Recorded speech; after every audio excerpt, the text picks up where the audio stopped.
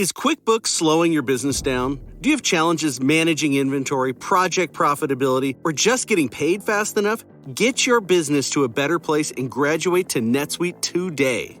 Stop paying for multiple systems that don't give you the information you need when you need it. Ditch the spreadsheets and all the old software you've outgrown.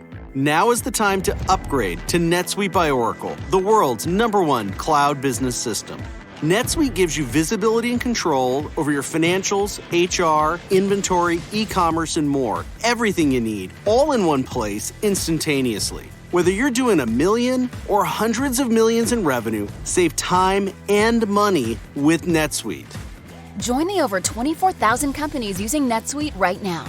Let NetSuite show you how they'll benefit your business with a free product tour at netsuite.com/info. Schedule your free product tour right now at netsuite.com/info, netsuite.com/info.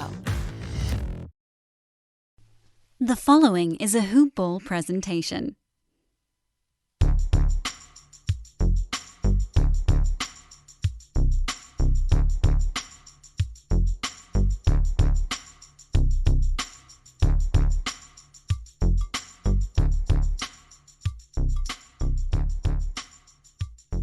Good morning and welcome to another edition of Hoop Ball's DFS Today. This is your Friday, April 2nd edition.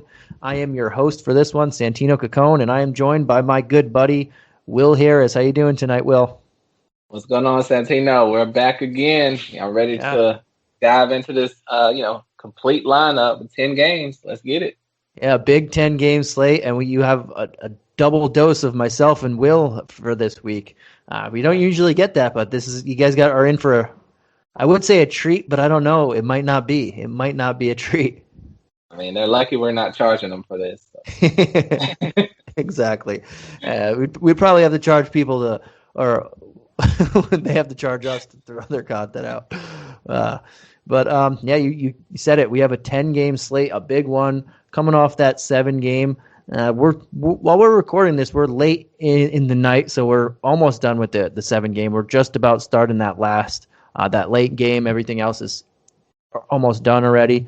But we're going to jump into this. We have 13 of these teams are on one end of back-to-back. 9 of them are on the front end.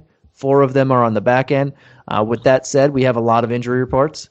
And we have a lot of spreads. We have 1, 2, 3, 4, 5, 6, 7 of the 10 games have spreads. So something to watch out for. And the first one, we'll jump right into it. Oh, right before we jump right into it, actually, I do want to shout out our guys over at MyBookie, the premier sportsbook around. If you weren't on there yet, you missed out on the MLB opening day odds boost that they have. It was pretty much free money, and like they do that all the time when there's new sports up or holidays. I know they did it for Christmas. They did it for Thanksgiving. They're doing it all over, but it was pretty fun. If you're not into baseball, you don't really have to be to win some money there. But if you want to sign up, get halfway up, your deposit matched halfway up to $1,000. Enter the promo code HoopBall while you're signing up. It's as easy as doing that. And now, man, let's get into this 10-game slate before we waste any more time, because this is a big one. The first game on the slate, though, is the Golden State Warriors at the Toronto Raptors. We do have a spread for this. It is 228.5 is the total, and the Warriors are 4.5-point 4.5-point road favorites. And the Warriors are on the back end of a back-to-back, so they are one of 4 teams, including the Hornets, the Hawks, and Pelicans, that are on the back end of a back-to-back.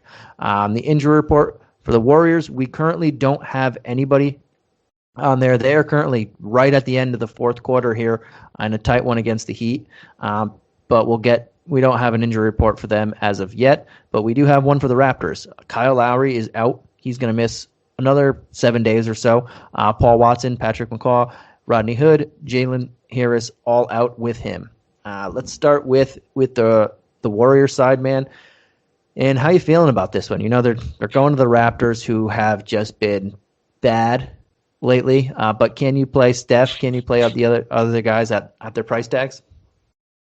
Definitely. Whenever you can get Steph at under 10,000, it's definitely worth looking into. You know, his main first game back from that injury.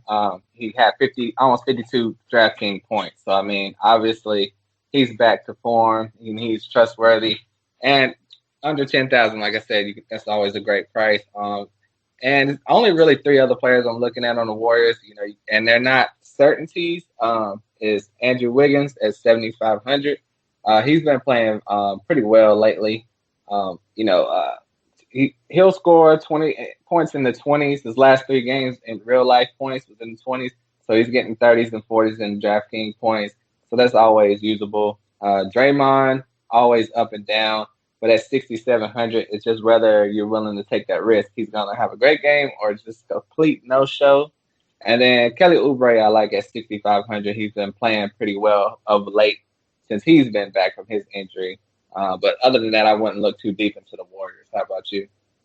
Yeah, and you mentioned Wiggins dropping 20s. He dropped it again already with some time left in the fourth quarter on a really rock-solid line. So I think I'm looking at Wiggins at 7.5, has me a little bit hesitant, but he's been putting up, like you said, even including this game and 5 of the last 6 games, he's put up more than value here. So I think we can look to him in this one. Draymond, like you mentioned, under 7K, pretty solid for me.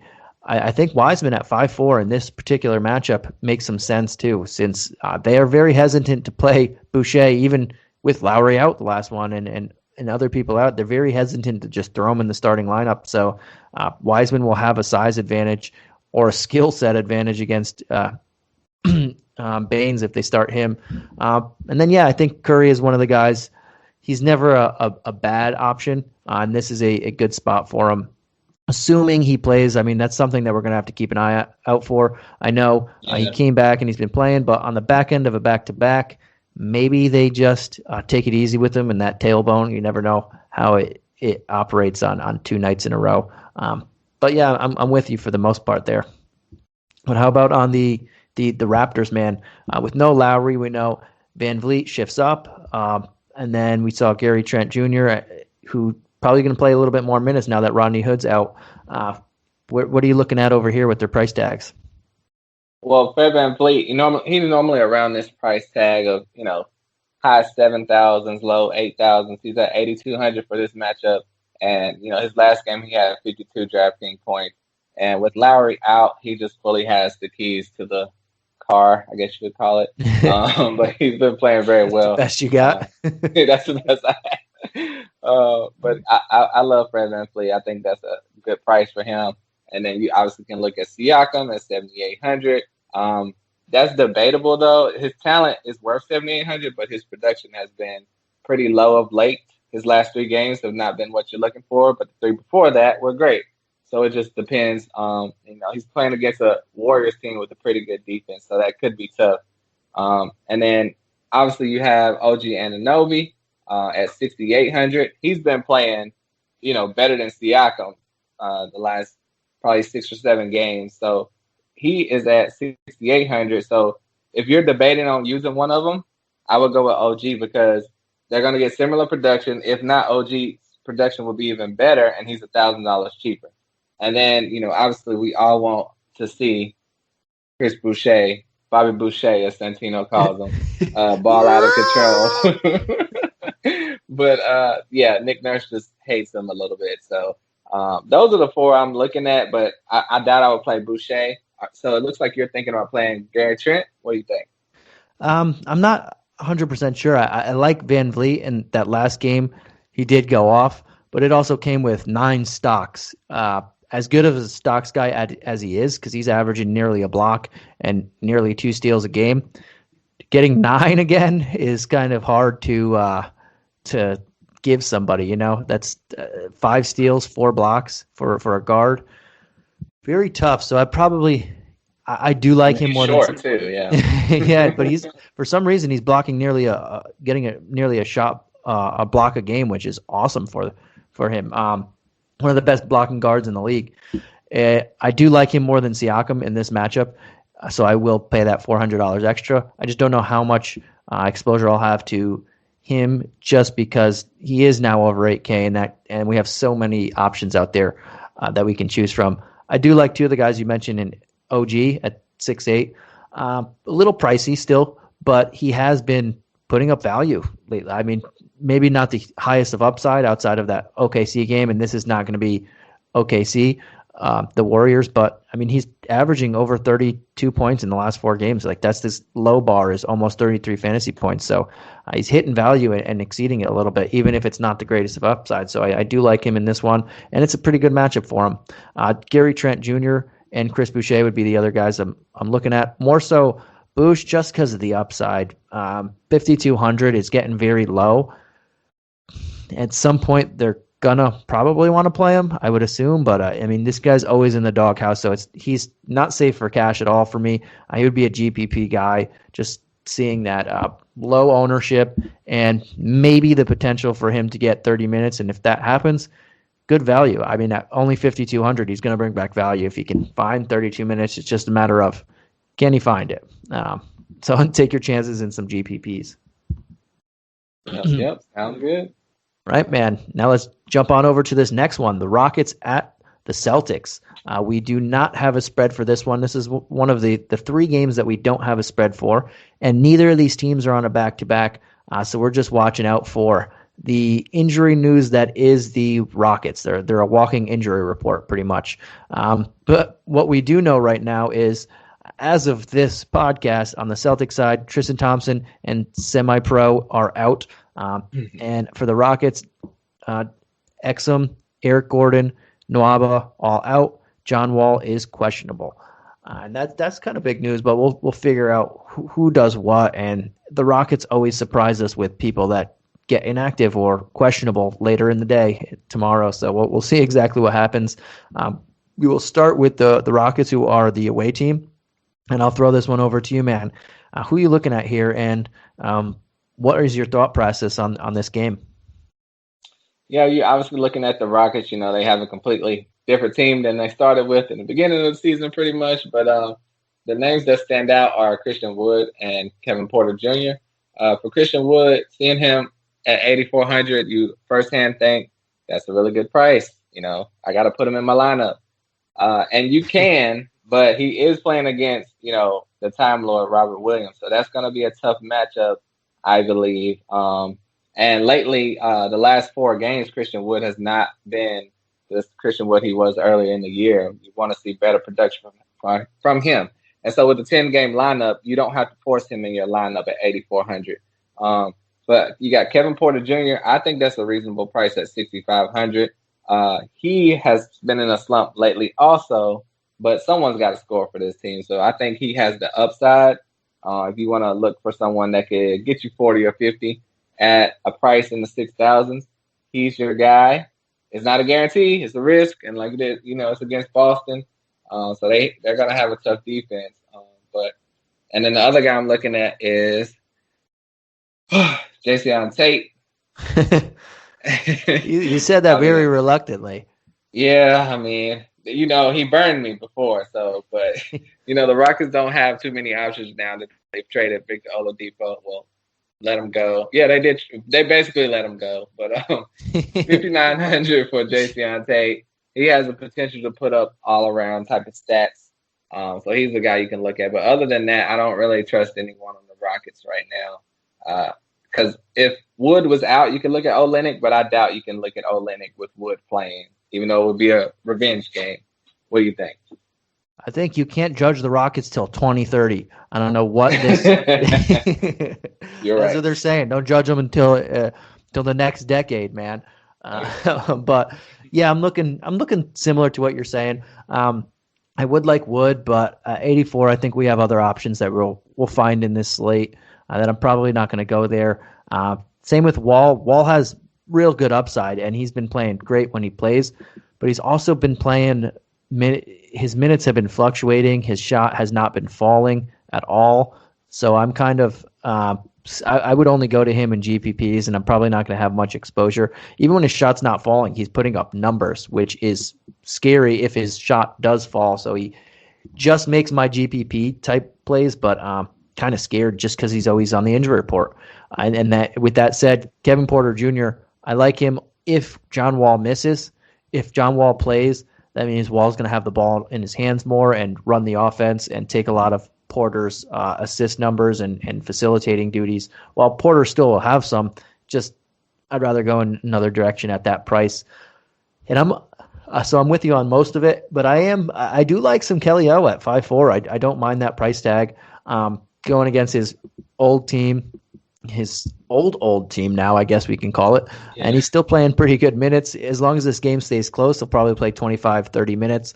And even in the last one, or when he played with Christian Wood, he's still putting up value, pretty much value on par with the upside. So they're playing him. They need him. They don't have much talent in the front court or around there. So I think they're just going to throw him out there and see what he can do. And against his old team, I'll take some shots there. Yeah, that's a good call. And yeah, I mean, I just took it as I just assumed John Wall is going to be out because he's been out so much. Mm-hmm. But yeah, if he does play, that does hurt KPJ. But yeah, keep an eye out on John Wall.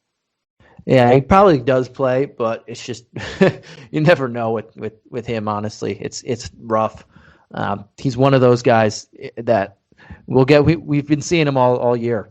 Like Paul George, we're talking about it right now. All of a sudden, he was ruled out a couple hours before the game. They jumped him up to questionable, and then he's playing. It's just this injury report this year is just insane. Yeah, it's insane. But we'll jump on over to Boston, man, and knowing that they're going against the Rockets, there's no spread, but we can assume Boston at home against this Rockets squad is probably 8 at minimum, 8 points spread. But where are you looking at over here? For Boston, obviously you look at the big three with Jason Tatum, Jaylen Brown, and Kemba Walker. Jason Tatum's price has been creeping up a little bit, and it's always I'm never as confident to play him when all three are in the lineup. Like if Jaylen Brown was out or Kemba was out, I feel more comfortable. But his last 5 games, he's been playing really well. So he is a player you can use, but I mean he's priced really high for who he is. So because normally in the past Jaylen Brown was putting up similar numbers to him, but he has elevated his production of lately. And you have Jaylen Brown at 7,900. He's been playing fairly well. Like I said, not great, but you don't have to force him in your lineup with 10 games like we talked about earlier. Kemba Walker at 6,900. He has been playing great lately. He's been getting points in the 20s and 5 and 6 assists a game. It seems like he's rolling into form, getting ready for the playoffs, looking pretty good out there. And they're still taking it easy on him, resting him on back-to-back. So when he does play, he's fresh. So that's good. Did they play tonight? Did they play on? No, they're not. They're both these teams are two of the few teams that aren't playing on any type of back-to-back. Right. So whenever Kemba is, fresh, he's definitely worth it, especially if he's under 7,000. So that's a great call. And then obviously you have to look at the Time Lord, Robert Williams. He said it. You called your own call. Great call. I like it. Well, that's my guy. I have him in one of my lineups, and I was about to use him. I believe it's Wednesday, and then last minute he's out because he's sick. I'm like, come on, man. At least he's not hurt. So I'm glad he's back for this game, and he should be healthy and well rested. And at 6,700, he can easily get you 40 DraftKings points. And another guy to look at you probably hadn't looked at that much this year because he's been hurt most of the year is Marcus Smart. His last game, he had 41 DraftKings points. So he's somebody you can look at. But with 10 teams, I don't know if you want to look that deep into the Celtics lineup. Yeah, and this one's a tough one for me on this side of the ball because there is that blowout potential against Houston, especially at home. There is the chance that maybe they just rest somebody. Hey. Houston almost beat the Nets the other night, though. Yeah, almost doesn't count. But I think Tatum is more in play than Brown for me. I'd rather just try and spend up if I have that money. Tatum's just a lot safer. And like you said, when they're all playing, Brown takes not a backseat, but his numbers take a backseat a little bit. They're not as popping off. They don't pop off the page as much as if a Tatum or Walker missed the game. So I'm looking at Tatum here. I know he's expensive, so more GPP type play, especially if you think this game gets out of hand a little bit. And then outside of that, it's a little tough for me. I don't want to spend near 7K for some of these other guys. I don't want to play Fournier. And I'm not sure exactly what I want to do because of the scenario or the possibility that this game does get out of hand and they go more towards like Mo Wagner or Luke Cornett, Peyton Pritchard, and they play more of these guys. With that said, I don't mind looking at those centers, especially Cornett, who's been playing pretty well lately. And if it does get out of hand, they're just going to play him and let him look ugly shooting the ball. But he's been playing decent, so I don't mind him as a flyer there at near minimum value. And of the other guys, Marcus Smart to me just seems like this is the type of environment in a game against a team that can turn the ball over a lot, plays fast, a lot of young guys, where he can just rack up steals and do a lot of the things that he does really well. So I'm looking at him at 6K and maybe some Luke Cornett outside of Tatum. Outside of that, it's for me. It's at this juncture, it's kind of hard for me to put a lot of trust in Boston, especially if John Wall sits and they just start rolling over him. Yeah, I wouldn't look so deep into the lineup tonight. So maybe on a 3 or 4 game night you can go that deep. Yeah. And this next one that we have this one starts at second game that starts at 7:30 p.m. And the last one, it is the Mavericks at the Knicks. We do have a spread for this, 214.5 over under, which is easily the lowest spread of the 7 that we have. And the Mavs are 5.5 point home favorites. On the both of these teams are on the front end of a back-to-back. On the injury report, we have Willie Cauley-Stein, J.J. Redick, and Tyrell Terry all out for the Mavs. And on the Knicks, we have Mitch Robinson out, and both R.J. Barrett and Derrick Rose as questionable. So we're going to have to keep an eye on both of those as they are big news. We'll start with the Mavs side, and I'll take over at the 8 o'clock. I'll throw you one more in the 7:30. I'll throw you first. How are you feeling about Luka at 10-7 being the second highest guy on the slate in this matchup? And how do you like the rest of the teammates knowing that most of this team is healthy? Well, Luka is Luka, but I think he is priced a little too high. But he always has that potential to go off. But New York is the number 3 defense in the league. So his last 3 or 4 games, he's gotten 53, 43, 29, 53 DraftKings points. That you want higher than that. Like when you're paying 10,700, you're normally playing for the Joker, and he's getting 70 points or something. So it's. I probably wouldn't put him in my lineup if I didn't have to, even though he is looking probably one of the best players playing tonight. That's tough for me. And then the only other guy I'm looking at is Kristaps Porzingis at 8,000. I think that's a great price for him. He's been putting up better numbers than Luka lately. So I mean that's almost $3,000 cheaper. And it's not off a back-to-back, so he's playing. He's going to be fresh. He'll probably sit the next game. But he can easily, put up 20 and 10. Even though it's against the Knicks, I think he won't have a problem. I think the other guards might have a problem, but Kristaps has been great lately, and it's a revenge game. So, but I'm not looking at anyone else on this Mavericks team. Are you? Yeah, I'm probably not going to have as much Luka. Like I say, I always say it, I don't like playing against the Knicks, and I'll repeat it. They are the slowest team in the league, and they are the 3rd ranked defense in the league according to defensive rating. According to me. I just said that. and according to Will. Will has them there. That's Will's stats. But those two combinations aren't the greatest team to target. And at his price tag, obviously he can always go off. But I'd rather use that money to other guys in more favorable matchups. Even if Rose and Barrett don't play, Rose isn't the greatest defender anyway. And Thibodeau's system can just churn out other guards that play pretty solid defense. So I'm going to lean away from Luka at that price tag. I know Porzingis is making his return or he's already had that, but revenge game towards New York. So I don't hate that. I'm probably just not going to go there. but he is definitely in my player pool at 8K. Even if it's a tough matchup, anytime a guy like of his caliber gets traded from a team, they want to make a statement every time they go back there. And this is in New York, so that gives me more reason to want to play him a little bit there. I mean, Tim Hardaway Jr. was also in that trade, but I'm probably not going to go there.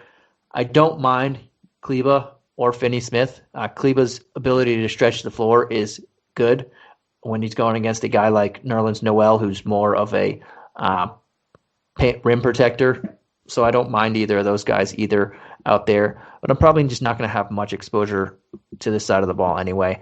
And then just float over onto the Knicks side, man. And how you feeling about the Knicks over here?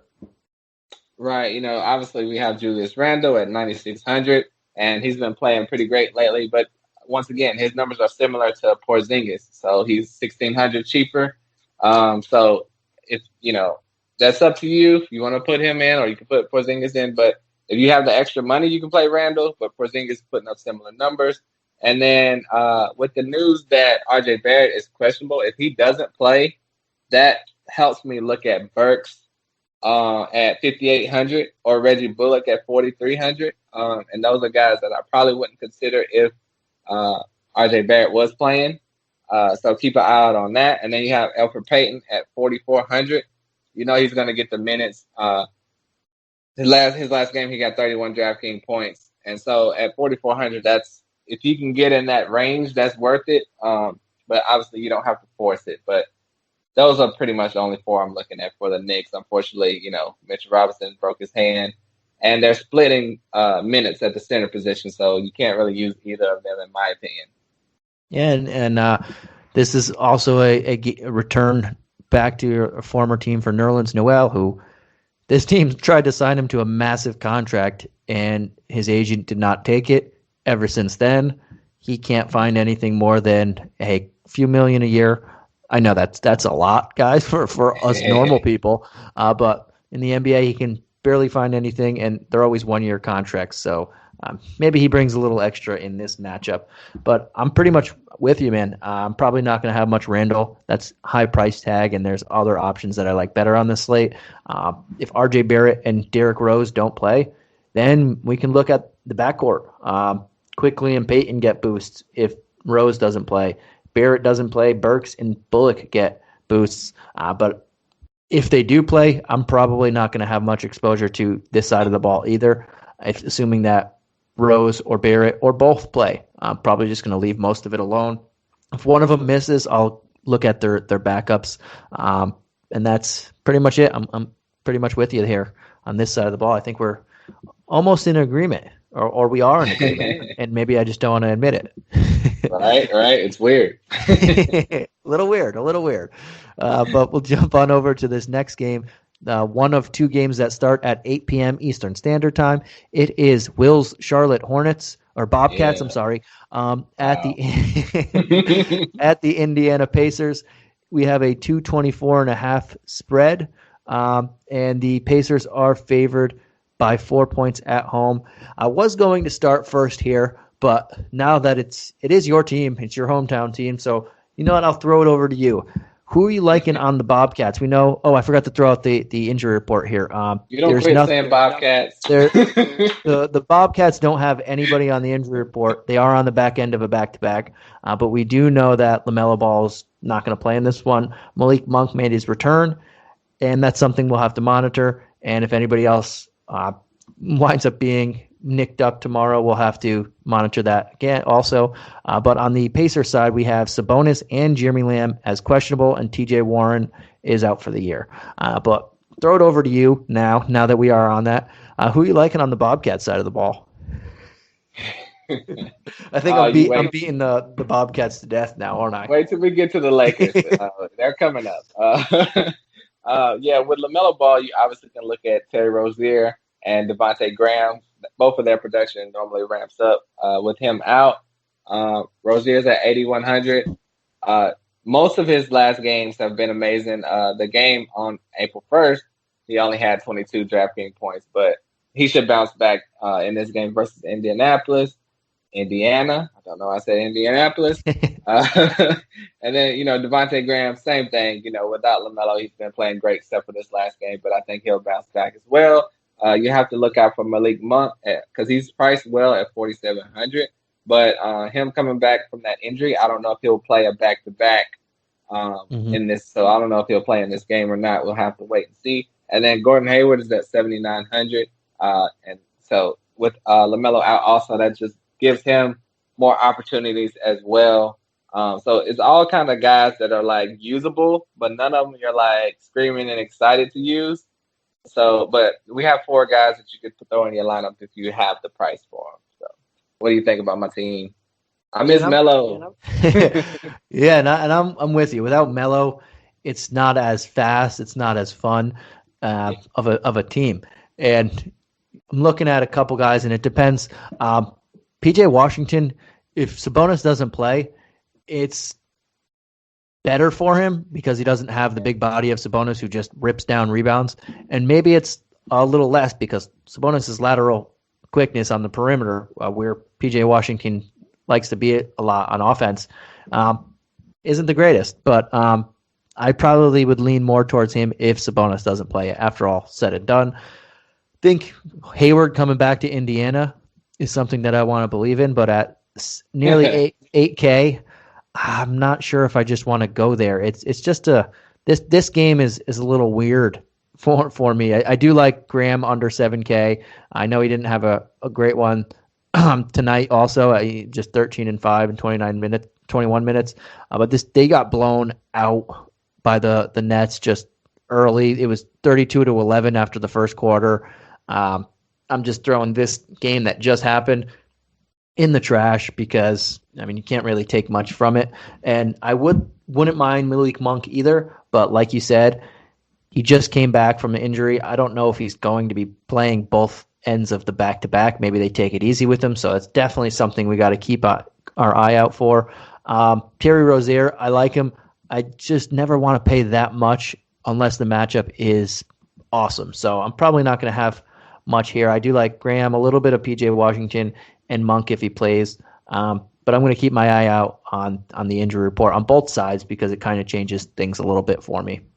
But what about on Indiana? I kind of alluded to it. Sabonis is questionable. Jeremy Lamb, to a lesser degree, is questionable. Where are you looking here, and what do you do if Sabonis doesn't play or plays? Yeah, it's going to be interesting. I've heard reports that the team expects him to play, so that's good. But yeah, at 9,300, I don't think I would put him in the lineup just because you're unsure about it. So I would hold out on this one night and wait till the next time he goes out there. And with him out, I think LeVert's production should go up. And obviously, Malcolm Brogdon's production should go up. Also, they should carry more of an offensive load. And that's whether he plays or is limited either way. And then you can look at Miles Turner. Obviously, he won't have to battle with Sabonis for rebounds. He should get all the rebounds and blocks he wants, and he's at 6,000. If you want to dive a little deeper, you can look at TJ McConnell. He's been pretty consistent in the mid-20s. So if you want to just play it safe, you could do that. But, yeah, it's mainly Sabonis, Karis LeVert, Malcolm Brogdon, and Miles Turner if Sabonis is limited. Otherwise, I wouldn't play Miles Turner. So what do you think about the Pacers? And I did forget to mention that the Pacers are on the front end of a back-to-back. I'm going to be mentioning that a lot. There's only 4 more teams that yeah. I was thinking they're on the back, so yeah. But yeah, I'm with you. I'm not Sabonis front end of back-to-back coming in questionable. He usually plays when he comes in questionable in the few times that it's happened. We're playing 30-something minutes, but I think I'd rather spend my money elsewhere. This is a good matchup, and it's also a good matchup for Miles Turner at 6K, another center that I like in that lower mid-tier price. That's a very good matchup. There's not a paint presence really on the Bobcats or Hornets. I'll stop calling them it now. There's not a paint present really on the Hornets. Zeller, not much. Biyombo, not much. And then PJ Washington's not really a center. So I like him there. This is a big pace-up matchup for this team, so something to keep an eye out for. Don't mind TJ McConnell under 5K. I think that's pretty solid for him. Still a decent role. Probably won't pay up for LeVert. Probably won't pay up for Brogdon. But don't hate going to Brogdon if I had to choose them. I like him a little bit more. And then I would look, if Jeremy Lamb doesn't play, I would look towards Justin Holiday to get an extra few minutes. And at 4,100 with the pace up spot, I think that's pretty solid too. And that's pretty much where I'm looking at, more in that Miles Turner to Justin Holiday range with those three guys from 6 to 4.1. Sounds good. I believe in Brogdon. I think he would have a big game though, so we'll see. Yeah, I think I kind of like him too, but probably not going to have much exposure. I do like him a lot more than LeVert. At pretty much similar price tags. But let's jump on over to this next one, man. We have the Wolves at the Grizzlies. We have a spread, a 232 spread. Out of the 7 that we have, this is our highest spread, and this is the this is our second highest spread. The other one's so much higher that it threw me off for a second. But the Grizzlies are 7.5 point home favorites.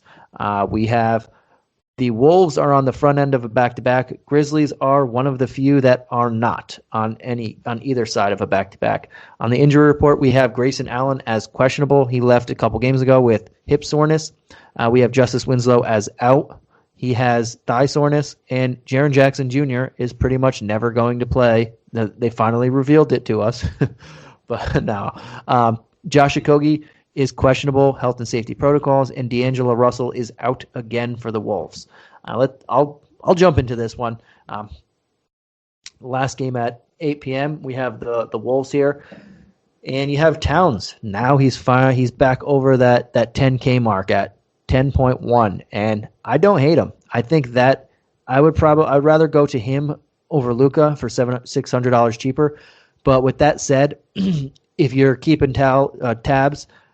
I know myself, Will, we mentioned quite a few center options that are a lot cheaper, and that will probably make me not have much exposure to Towns, though I don't mind going there. I think this is a good matchup for him. J-Val eats, but he also lets people get numbers on him as well, and Towns is the engine on this team, and he's starting to come alive lately. Took him a little bit to get his win back, and get used to this new coaching staff that all just happened at once, but he's starting to play better.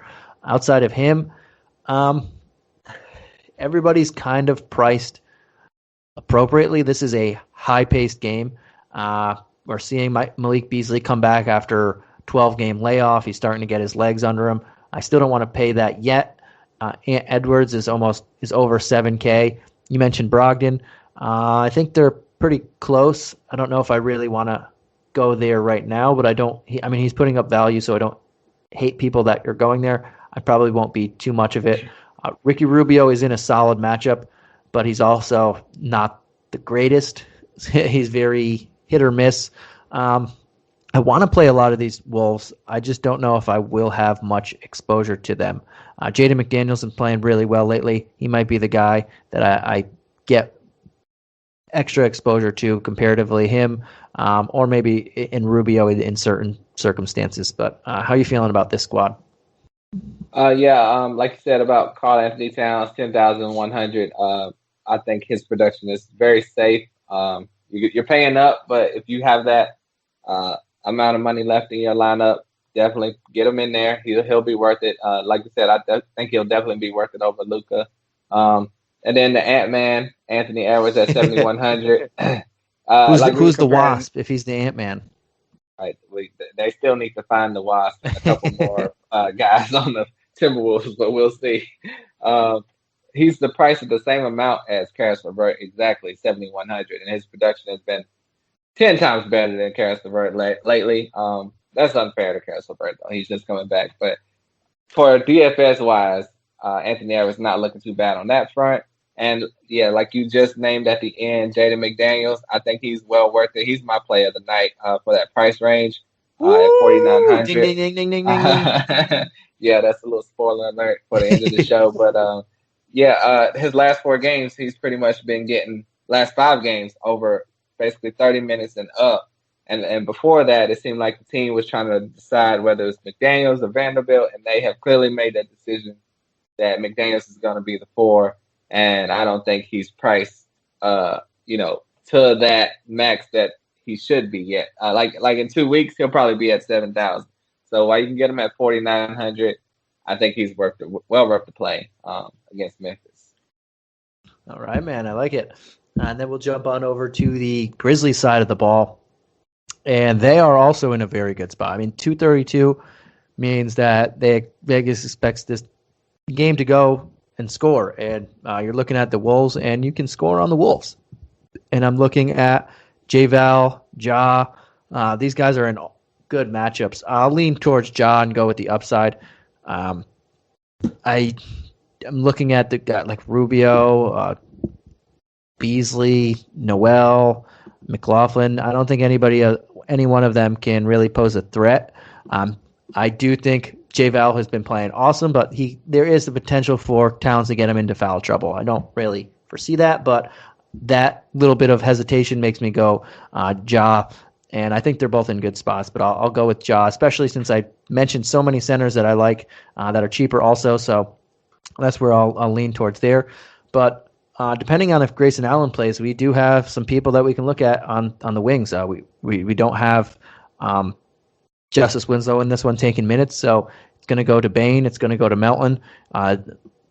Maybe Melton. I shouldn't even say it's going to go to Melton. We don't know if it's going to go to Melton. But for 4,300 and 4,100, they're worth taking shots on. And we know Melton's fantasy game comes with a lot higher of the upside. So that's where I will go in GPPs.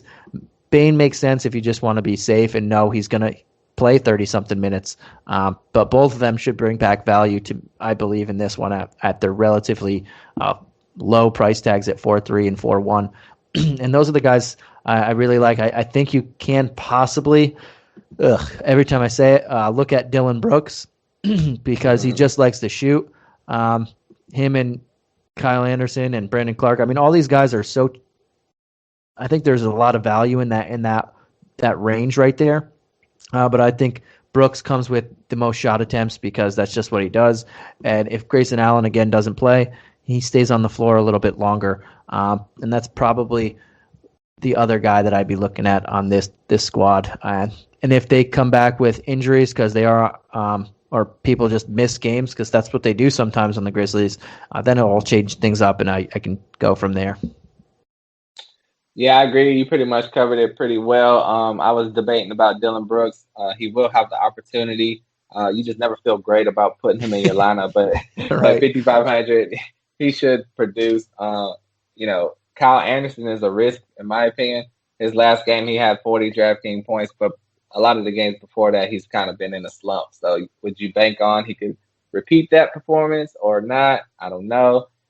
That's risky. But another guy I'm looking at is Brandon Clark. You briefly mentioned him at 4,800. His DraftKings production is pretty consistent. And at that low of a price point, I think he's worth putting in your lineup, and you can build with more expensive players in other positions. So I think you definitely should give Brandon Clark an eye. He didn't play the last game, so he's extra rested, even though he's like super young. But I think he'll be worth it. He's just playing against Jaden McDaniels, so I don't think that's going to be anything too crazy for him. All right, I like it, man. And then now we'll jump on over to the games that start at 9. We have 2 games at 9 and 3 at 10. So we got to speed it up, man. A lot of late ones. Yeah, we're gonna run real quick on these ones. We're at about the 40-minute mark, so we're gonna start speeding it up here for you guys. The next game is the Chicago Bulls at the Utah Jazz at 9 p.m. The Jazz are on the front end of a back-to-back. We do not have a spread for this one, and the injury report is nothing for the Jazz. And the Bulls have Garrett Temple out, Kobe White, and Zach LaVine as questionable, which are big. I'll jump right into it. Probably not going to have much Bulls exposure. They're the away team. That's who we're going to go with. Zach LaVine might not play. Kobe White might not play. They didn't play in the last one. That does help out Satoransky. We saw Thad Young start at small forward, his original position for a while in the NBA. Pat Williams at the 2, which doesn't seem right. This is a great Jazz team. This is an awesome defense. They slow the pace down. If there's no Zach LaVine, this game might get out of hand, and I really don't want too much exposure. I don't know how many minutes these guys are going to play. Maybe if you think it gets too out of hand, Daniel Tice gets extra minutes. You can look that way, but probably just going to lay off the Bulls here. How about you? Yeah, it's pretty cut and dry with the Bulls. Vucevic is at 9,000. I think you could risk that and put him in the lineup because we know his ceiling. And I'm looking at Satoransky. I'll score at 4,800. You possibly could throw in Pat Williams at 4,400, but that's about it for the Bulls for me. All right, that was a quick one. And then now we'll jump on over to the Jazz. We know that Donovan Mitchell missed the last one, and there is nothing.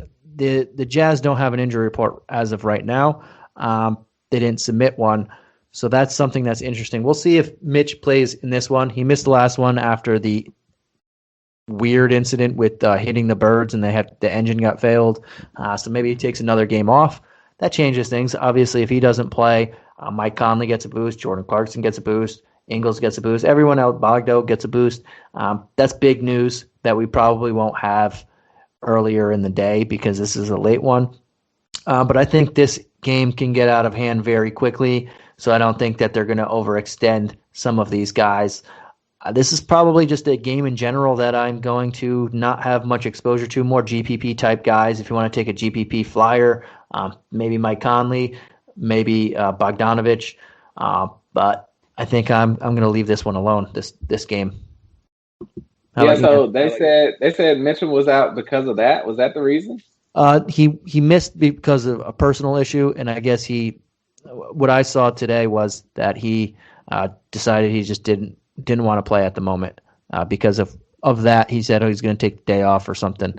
So I don't think it will be. If he wants to play this one, he's in, but we'll have to figure that out or see. Right. Okay. Well, Utah has 3 All-Stars this year. Those are the only 3 I'm looking at. Donovan Mitchell, 8,800 if he plays. Rudy Gobert at 7,900 and Mike Conley at 6,600. Everyone else is very questionable for me. So if you can fit them in your lineup, you can. None of them are like guaranteed lock incredible plays though, but they're all usable. All right, I like it. That's quick and easy. Now we'll jump on to the next game, the second game that starts at 9 p.m. Eastern Standard Time. It is the Atlanta Hawks at the New Orleans Pelicans.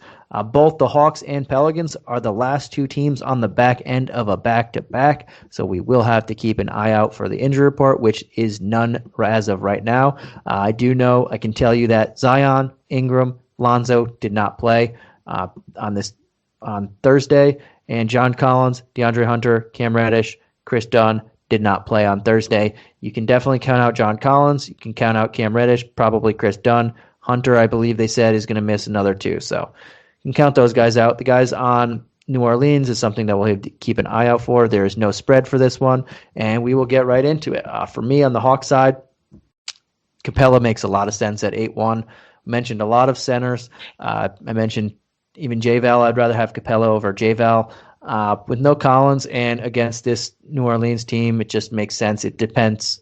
If Zion doesn't play, it just opens up a lot of real estate down low as well. And Capella's just a big guy, so I like him here. I like Trae Young at 9-4. He is one guy that I will spend up for. Fast-paced matchup. May or may not have Lonzo, Zion, Ingram. We don't know. If none of them play, then I'll probably have a little bit less ownership just because this game could get out of hand, but I do like him. I think Gallo makes sense as well at 5,500. And it is interesting to note that as of right now, there's about 5 seconds left in a 1-point game. The Hawks are up on the Spurs. So this game could go to overtime, and these guys might be a little bit tired. So we'll keep an eye out for that. But Bogdanovich has been playing great as well, too. So I think the top 4 guys are guys that I'd be looking at. It's going to interest me with Capella. Just looking at his stats, I don't see when the last time he played a back-to-back. I don't know if that's been a coincidence or not. So hopefully he plays, but you'll have to keep an eye out on that. But obviously Trae, 9,400, great play. He can always go off for 50-plus DraftKings points. And it's unfortunate that John Collins is out, but that gives Gallinari more potential. He's going to fill in that role at 5,500, so he can go off. I don't trust Bogdanovich, but his last game was incredible. So, I couldn't play Bogdanovich. I can't do it. I might get squeeze Gallo in there, but not Bogdanovich. All right, I like it. And then we'll go to the Pelican side of the ball. And it's very hard to give an accurate breakdown on this team just because their best three players are questionable. They did not play on Thursday, and they're every bit questionable for this one. Zion, we had that thumb injury. They said he probably won't miss too much time, but he might just miss both these games. So we'll keep an eye out for that. That would be big. Ingram, if one of these three guys did play, I'd probably think Ingram would play. Would be the one that does play. Alonzo, there's not much update on him. So I'm under the assumption that he's not going to play. And in that event, Nickeil Alexander-Walker, we can go back to again at 6,200. His price tag keeps rising, but his stats keep rising as well. In a matchup against Trae Young, it's just he's going to bring back value without Alonzo, and especially if one or both the other guys miss, he becomes the clear-cut number one option. So I think we can look at him. As much as it pains me to say, Eric Bledsoe at 5,300. If all those guys miss, I know, I know, I'm right with you. But if all of them are missing, I mean, somebody's got to do it. Yes, he becomes the number two option just out of necessity. Kyra Lewis Jr. If Lonzo or if one of the other guys missed too, that's extra minutes for him at 3,700. We can go right to him. He's been playing well lately too. And those are probably the three guys that I like the most. If Ingram and Zion do play, I'll have some interest because there's no John Collins. I know Capella is going to be blocking the rim there, but Ingram and Zion can be pretty solid. I would lean toward Ingram and take that discount, but I'm unsure if any of those three guys play. How about you, man? Yeah, I'm really only looking at two guys. I'm assuming Zion, Brandon Ingram, and Ball are out. So I'm only looking at Nickeil Alexander-Walker at 6,200. He's been very consistent his last 5 games, and with everyone out, he's only, primed to do the same thing again. And then Kyra Lewis at 3,700. He's so cheap, he's worth the risk, and he's gotten some production with everyone now, and it can only get better with more people out. So, and he was their lottery pick this year, so I think they're going to want to see him, see what he can do. So he should be getting all the minutes he can handle with everyone now. But once again, if one of those big three play, obviously they're in play as long as they're not going to be limited. So you're going to have to keep an eye out on the injury report before tip-off. All right, I like it. And then we'll jump on over to the 3 games that start at 10 p.m. And we're gonna run through these quick as well. We have Milwaukee at Portland, and we do have a spread for this one. It is the highest of the night at 239 for the total, and the Bucks are 5-point road favorites. On the injury report, we have Bobby Portis, Jeff Teague questionable, PJ Tucker out. Blazers, Zach Collins, Nasir Little, both out. I'll start with the Bucks side on this one. And Giannis is the Super Saiyan tier that I do want to pay up for. Of the 3 guys that are over 10K, and even Lillard, you can add him in here. Probably Curry too, all the 9.6 and Randall. But everybody over 9.5. Giannis is the one guy that I feel the most comfortable with. Obviously, he is the most expensive, and that is a big deal, but I do feel a lot comfortable with him, even if his last 4 games have been very underwhelming for fantasy point purposes. This is just a very good matchup for him, fast-paced matchup, not a great defense, and he could certainly take advantage, and I believe he will in this one. Outside of them, Drew Holiday in a fantastic spot. Anytime someone's going against Dame, you know you get a solid advantage. He's going to be putting a lot of energy on the defensive end, guarding him, but I think at 7.5, he's definitely in play for me. Middleton's not bad either, but I just would rather go with spend up or spend down on the 2 guys that are there. That's probably the most I'm looking at. You know that whenever these big 3 play, that they're getting the majority of the usage. And if Bobby Portis plays, he's missed so much time, I expect he needs time to get his legs underneath him. I missed about a little over a week, so I'm just sticking with Holiday and Giannis on this side. I completely agree. I was going to mention, Holiday, he had probably his best game of the year last game with 56 DraftKings points, 28 actual NBA points. So his last two games, it looked like he's ramping up and he's getting ready for the playoffs. So at 7,500, that's a good price. And like you said, with Bobby Portis questionable and ramping up, if you want to dive really deep, you can look at the NASA's Antetokounmpo, Giannis's brother. 3 games ago, he had 49 DraftKings points. Now everyone sat out, but he's just showing that he's gonna fill in with some minutes. That's really, really deep dive though. So just keep an eye out on him. But I wouldn't put him in your lineup or anything, but just keep an eye out on him because he's getting some minutes later. Solid, I like it. And on the Blazer side of the ball, mentioned Lillard. I'm going to go in other directions. I think Jrue Holiday is one of the best perimeter defenders in the league, and as good as Dame is, I don't want to spend near 10K. I think I'd rather just go to there are a couple other guys that around that territory that I'd rather go to. Outside of him, I'm looking, and everybody's kind of priced accordingly. I do like me some Nurkic at 5'4", though. I think he's one guy that is not priced accordingly. I know he hasn't played that many minutes yet. He's still in a minutes limit, but at some point it might get higher. And I think today might be this will be his fourth game back. So I think this is maybe they jump it up to 25 minutes. I know the last one he was around 20 minutes. He played 21. I think it's about time where it gets to 24, 25 minutes, and that's enough for him to bring back value here. But we do have other options at that spot. Outside of that, I'm looking at like a CJ McCollum at 8.2. I think he's in a favorable spot. The upside might not be great, but I think he's going to bring back value, and I like him for that $1,700 discount that you get with Lillard. Robert Covington's been playing awesome lately.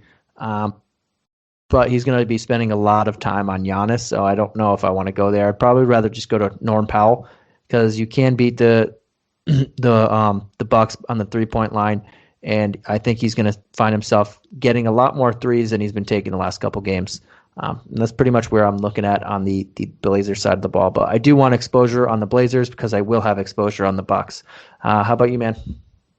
Yeah, I think you pretty much nailed it.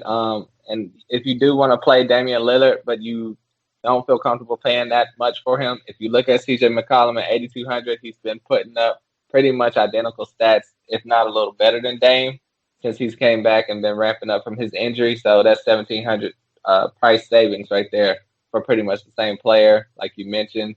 And yeah, Rocco, like you said, at Robert Covington 6,100, his production has been great. I think he still should. He's not going to get the points that you want him to see, but he's going to have the all-around production. So I think he'll still be safe. And Norman Powell, as long as he's hitting the shots, he'll be good. I think Milwaukee will provide a tough matchup for him, but that could go either way. He's not priced too high, so you could throw him in your lineup. But just those four for Portland for me. Unfortunately, you can't use Carmelo or Derrick Jones Jr. anymore. Their time is pretty much up. Yep. And as we're speaking, the Hawks and Spurs have went into overtime. So keep an eye out for that for the Hawks game tomorrow. See if there's anything that pops up on the injury report. But the next game here, we have the Lakers at the Kings. And the Kings are on the front end of a back-to-back. Oh, I forgot to mention both the Blazers and Bucks are on the front end of a back-to-back as well. We do have a spread for this. It is 222. The Kings are 4-point home favorites. And we have an injury report of Anthony Davis, Andre Drummond, Jared Dudley, LeBron James all out, and Wesley Matthews as questionable on the Lakers. And on the Kings, we have Marvin Bagley out, Hassan Whiteside as questionable. I'll jump in quick. The Lakers side of the ball, Andre Drummond came, Andre Drummond went. I do think that Trez at 6,600 makes a lot of sense. He started the second half when Drummond was hurt, and he's playing pretty well. Marc Gasol had a solid stretch at the end of the game when he played his handful of minutes, but we've seen him before, and he looks like he's doesn't have too much left in the tank, but they'll probably have to play him here. Don't want to go to him at 5K. I think Hero, Schroeder, and Markieff Morris at 5,100 are the guys that I'd be looking at the most on this squad, but they're all not must plays for me. How about you, man? So, Kuz priced a little too high for you? Just slightly high at 7.2. Not that he can't beat that price tag, but I do like some other guys that are around that price tag that we mentioned. Yeah, you called it. It's your team, the Minneapolis Lakers. You got Dennis Schroeder. Schroeder's really been stepping it up. I think he's very well worth it. And Markieff Morris, out of the blue, just kind of not wanting to lose his position to THT. I think he's worth it. Unfortunately, you can't use THT until he gets back on track. So that's all I got for the Minneapolis Lakers. All right, man. And then we're going to flip on over to the other side of the ball. And then we have the Kings. The Kings have been playing great lately. They're on a hot winning streak right now, gelling, and they get a good matchup. The Lakers are still a pretty rock solid defense, but without some of their best defenders, you can take some advantage here. Fox makes sense at 8,900. I probably won't have much of him. I think I'm going to go in another direction because we have so many different options. But he makes my player pool because he's been really good, and this is a position that you can attack on the Lakers. Richaun Holmes, I do want to play, but similar sentiment to the guys in that price range. Don't know how much exposure I'll have to him, but he will be a guy in my player pool that I'll keep. Halliburton, I do really like at 6K. I think that's just a rock solid price tag. The guy's been playing 30 minutes, and that's what we need. Since the last 2 weeks, he's played 30 minutes, over 30 minutes in all of them. 6K is not a bad price tag. Even if he's playing more off the ball than on the ball because he's playing in the starting lineup with Fox, still think that's a great price tag. And those are the guys that I'm mainly targeted on this King side, with the rotation being a lot more jam-packed and them playing their starters a boatload of minutes. Yeah, their guards are really stacked. But I love Richaun Holmes at 7,500. He's one of my favorite plays of the night. Fox would be one of my favorite plays of the night. He's priced a little high, but if you can afford him, I think he's worth it. I would rather him be like 8,500, 8,200, but you'll have to spend up, and hopefully he can match what he's been doing lately. And you didn't mention Harrison Barnes. Are you scared off of him at 6,200? He's been playing pretty well. No, not scared off of him. I think he's been playing awesome too, and they're playing him a boatload of minutes too. He's playing more than the other guys. Just probably will have less exposure to this game, so I don't know if I'll have him too much, but I won't fault people for playing him. The only other person is DeLon Wright. He just got traded there from Detroit. His first 2 games were terrible, but his last game he scored 16 points at 3-3 and 2 steals. So if he continues to ramp up, you could possibly use him, but that's more of a risk play. So he's someone to keep an eye out on. All right, man. And here we go with the last game of the night. We'll try and do this one quick as well. This is the Thunder at the Suns. We have a 220 spread, and the Suns are a whopping 12-point home favorites. On the injury report, we have Darius Baisley. We have Lou Dort, Shai Alexander, Ty Jerome. I don't know why it's small print on this one. It's hard to see. But we have Ty Jerome and Mike Muscala. All of those guys are out. On the Suns, we have Torrey Craig as questionable, Abdel Nader, and Frank Kaminsky as out. We'll start with the Suns side of the ball, or the Thunder, since they're the away team. And, I mean, it's just everybody's out. Yeah. And it's a tough matchup. So that these guys are going to get minutes. You know that they're going to be playing a tough matchup. And I want to play Moses Brown, but he's now 7,200. I think he's still going to bring back value because the one spot on this team that you can target heavily is at DeAndre Ayton. So I don't hate going to Moses Brown, but at 7,200, it's kind of like, damn. I do think he's solid, though. I do think Roby's solid at 6,100. I think both those guys are going to bring back value. They'll be in my player pool. And then you look at everybody else. I'm not sure I want to play. I know Maladone is going to play a lot. Svi is going to play a lot. Kendrick Williams is going to play a lot. I'd rather just play Pokemon now that he's back. It must have been a false protocol thing, or maybe the injury report is off. One of the two is going to have to give. But at 5K, I think, and knowing that there's really no one to challenge him or anybody for minutes. I like him the most out of those guys there. So I'll be looking at their front court in this matchup. Yeah, definitely keep an eye on and see if Poku is playing or not. If he's not playing, I would look at Svi at 5,200. You want to say his last name for me? Mikhailuk. Hey, that was pretty good. I'm proud of you. Yeah, so I would look at him if Poku is out. But other than that, I think Moses, he's priced up, but I think he's still worth it. So it's fine. But yeah, Moses, Isaiah Roby, Zvi or Poku. So we'll just have to see before tip off on that one. Yeah, if Pokemon doesn't play, then it's just a bunch more minutes also for everybody else. Jump on over to the Sun side of the ball, and a 12-point spread at home against a they don't have many bodies. It's going to be tough for me to want to spend up on like a Booker or a Paul. I know it's Paul's old team. Neither of these, or the Thunder on the front end of a back-to-back. The Suns aren't. I'm just not sure I want to have much exposure. I think the one guy I do like is Mikal Bridges. I think he'll play even in a blowout. But I just don't really want to have much exposure here. The Booker and Paul, 86 and 79. That's higher. I'd rather go with safer options in those price range. DeAndre Ayton is just weird. Crowder, Saric. I think I just like Mikal Bridges over here. For me, I like Devin Booker at 8,600. That you would think that's kind of high or right on price point, but he has that ceiling to score in the 50s.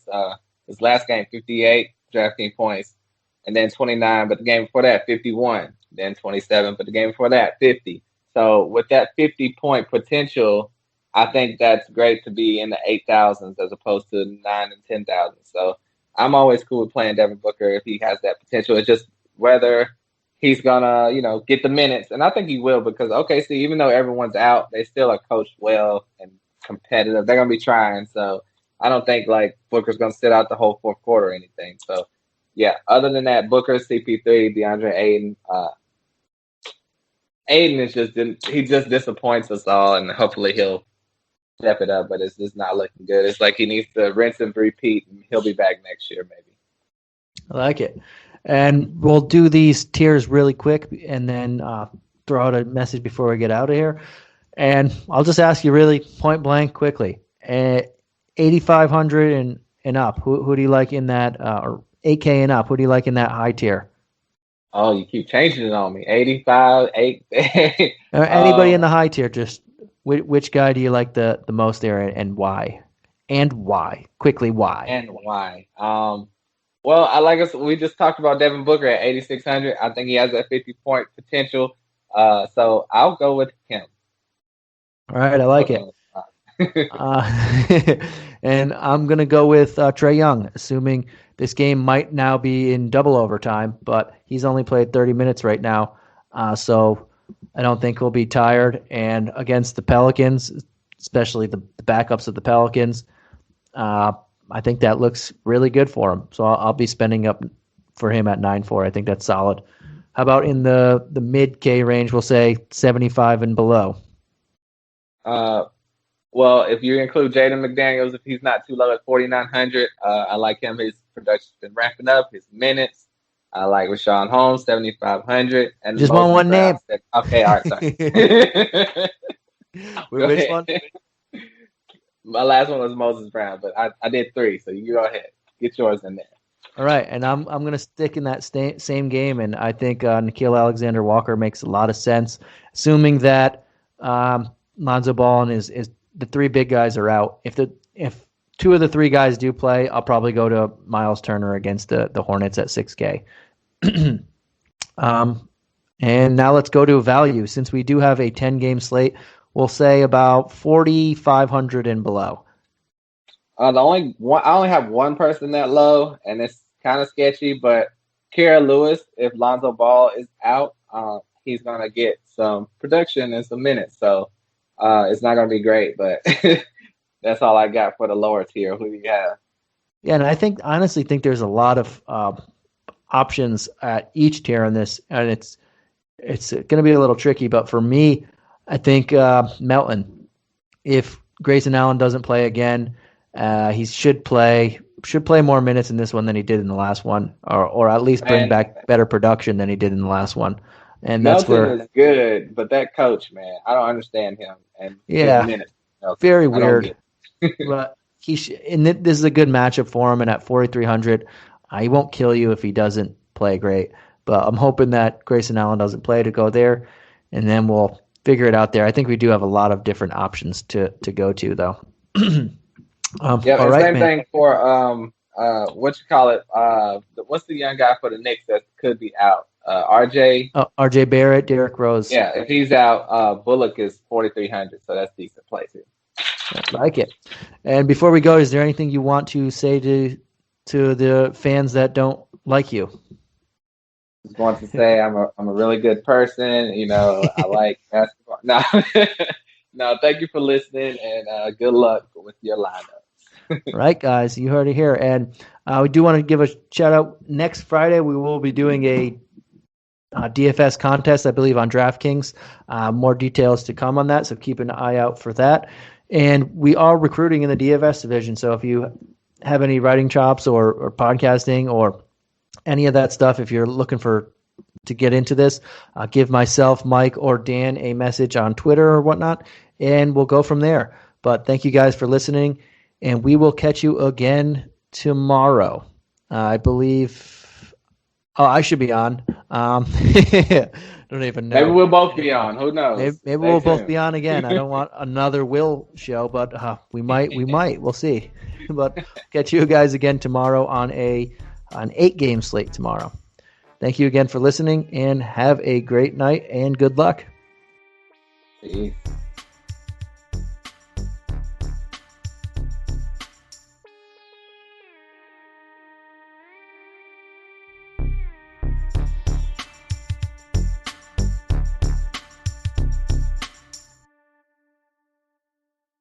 This has been a Hoop Ball presentation.